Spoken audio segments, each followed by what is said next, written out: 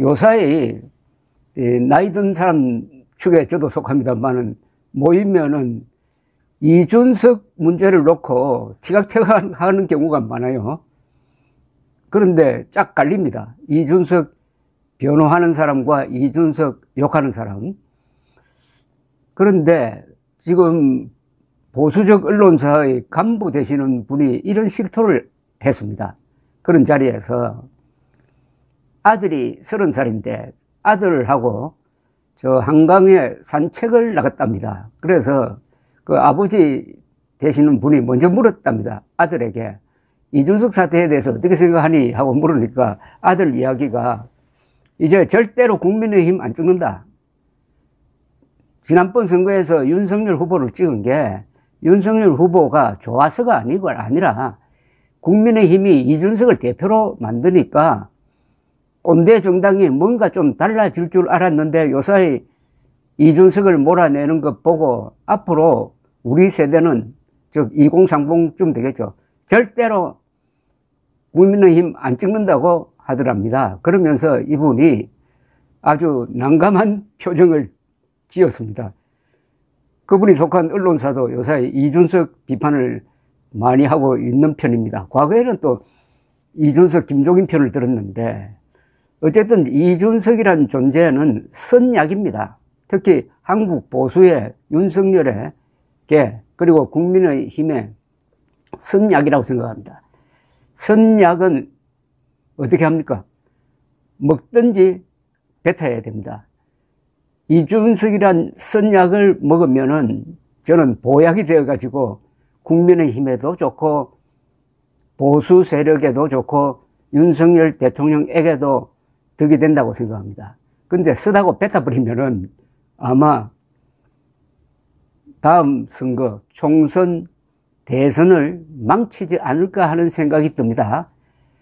선약은 도움이 됩니다. 그런데 감은 이슬이란 말이 있습니다. 감은 달콤할 감자죠. 감은 좋은 말을 해가지고 달콤한 말을 해가지고 상대방에게 아부해가지고 자기를 이롭게 한다. 그런 뜻이죠. 감은 이슬. 자기를 이롭게 하기 위해서 감언을 한다.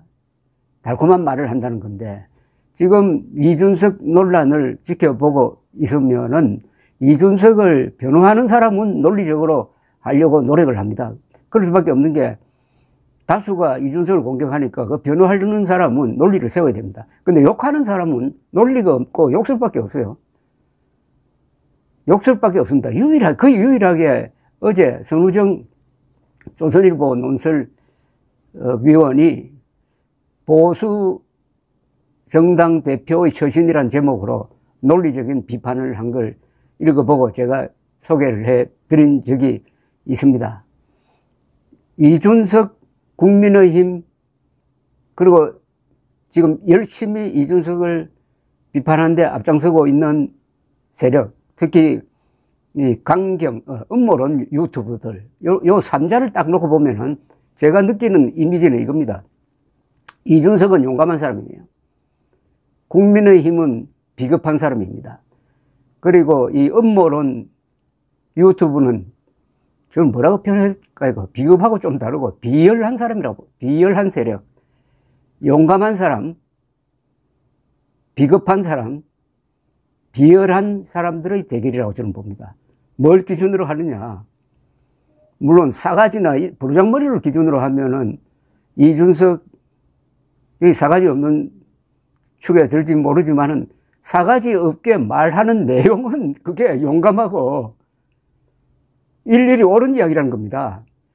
싸가지 그런 거 말고 그 내용이 뭔지를 읽어보면은 용감하다 이겁니다. 용감하다는 게 여러 군데에서 정리가 되는데 첫째, 2020년 4.15 부정선거 직후에 음모론이 퍼졌을 때 그때 그게 아니다. 나도 사전투표가 개함되면서 진 사람인데 그 음모론 틀렸다라고 용감하게 공개적으로 발언하고 나와가지고 그 극성맞은 음모론자들과 정면 대결했던 그 유일한 정치인이 이준석 아닙니까? 사실은 이준석 씨가 당대표로 쓸 수 있었던 근거가 거기서 마련된 겁니다. 어떤 사안에 대해서 용감하게 맞서면은 이 역사라는 게 반드시 그 사람한테 보상을 해줍니다. 그게 강한 인상을 준 것 아닙니까? 그런데 그때 국민의힘, 당시 미래통합당 뭐 하고 있었습니까? 지금 국민의힘에서 이준석 욕하고 있는 국회의원들, 그때 단 한 사람이라도 음모론 그 계속 퍼뜨리면은 투표 불신론으로 돼가지고 우리 다음 선거를 망친다 이렇게 하면서 설득하고 나온 사람이 단 한 사람도 있습니까? 사석에서야 물론 골치 아프다 하지만 공개적으로, 그러니까 국민의힘이 비겁자로 보인다 이겁니다. 비겁자. 사실은 방관자죠. 방조자죠. 아니 국민의힘 자신들이 선거를 해가지고 사전투표에 부정이 없었다, 개표에 부정이 없었다 하는 것은 잘 알면서도 허무맹랑한 주장을 하는 사람들이 극성파니까, 또는 일부 지지자들이니까 침묵하고 있었던 것 아닙니까? 그게 지난 대통령 선거 때 윤석열 후보를 낙선시킬 뻔했잖아요. 0.73%포인트가 아니라 10% 정도의 차이로 이기는 게 정상인데, 사전투표 반대론이 먹혀가지고 사전투표율이 떨어진 것 아닙니까? 예상보다 떨어졌다 이겁니다. 평소보다는 많이 그래도 높았었어요. 이준석 당대표가 목이 터져라 외치면서 사전투표 하자고 독려한 게 그래도 0.73%포인트 차이로나마 당선되도록 했다. 그래서 제가 이준석은 용감한 사람이고 방조하고 침묵한 국민의힘 국회의원은 비겁한 사람이다 이렇게 보는 거예요. 비겁한 거하고 비열한 거하고는 조금 다릅니다. 비겁은 용감하지 못하다는 그런 뜻이죠. 비열은 뭐냐 하면 이건 천하다는 뜻입니다. 지금 음모론을 주장하고 있는 사람들이 다 비열한 인간들이라는 거죠. 왜 비열하느냐? 그 주장하는 사람 중에서 진짜로 사전투표 부정이 있었다고 믿는 사람 몇 안 될 겁니다. 진짜로 믿는다면 그건 비열한 게 아니라 바보입니다, 바보. 그러나 대부분은 이게 돈이 되니까, 패거리를 만들 수 있으니까, 사전투표 부정이 있었다고 외치면은 편이 생기니까, 또 황교안처럼 신문에 광고 내면은 순진한 사람들이 돈 보내주니까, 또 유튜브는 조회수가 올라가니까 그따위 짓을 하니까 그걸 내가 비열하다 이겁니다. 비열하다. 자, 그러면은 윤석열 대통령은 지금 자기 위치를 어디에 잡고 있는 겁니까? 용감한 사람을 쫓아내고 비겁한 사람하고 비열한 사람을 모아가지고 국정 운영을 하고 선거에 이길 수가 있겠습니까?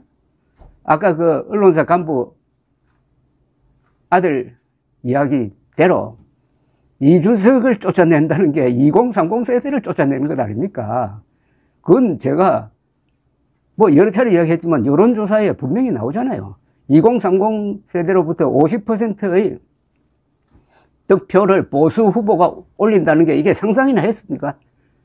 그것 때문에, 그 덕분에 당선됐잖아요. 근데 지금 이준석 몰아내기, 내부 총질이라고 뒤집어 씌워가지고 몰아내기에 거의 성공하는 것 같은데, 지지율은 지금 아니 50%가 아니라 10%대로 떨어졌잖아요. 특히 30대가 40대보다 더 지독한 반윤석열로 돌았다.